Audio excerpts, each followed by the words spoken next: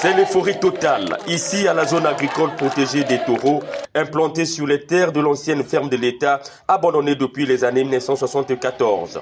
Cette action du ministère de l'Agriculture vient raviver les espoirs de tout un peuple.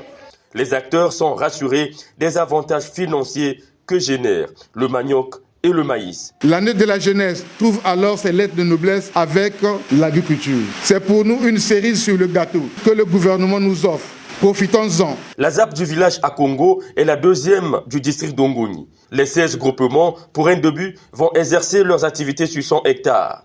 Ce projet aura un impact positif et que nous avons le devoir de pérenniser les activités de cette zone agricole protégée. Dans le district d'Olombo, l'ouverture de la ZAP des Pangamba est source de motivation pour ces femmes rurales qui saluent la mécanisation agricole, promesse du chef de l'État. Nous comptons vraiment sur la mobilisation effective et nous allons faire ce travail de terrain pour l'atteinte réussie des objectifs assignés. Ces ZAP renforcent l'économie locale du département Kenya-Lima, nouvellement créé. Vous allez du côté de Bali, dans le district d'Abala, vous avez des surfaces qui n'existaient pas. Vous allez du côté d'Olombo, nous venons de rajouter une ZAP avec près de 130 hectares.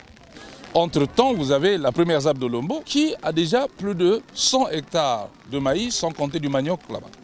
Nous avons été à Ongoni.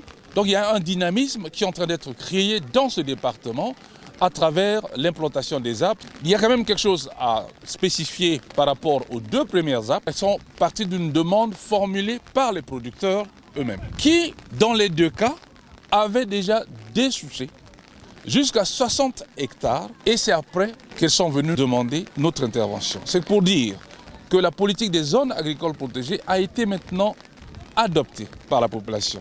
Les groupements de la ZAP des Pangamba travaillent sur une superficie de 130 hectares avec un objectif précis, ravitailler les marchés d'Olombo et d'Oyo en produits agricoles.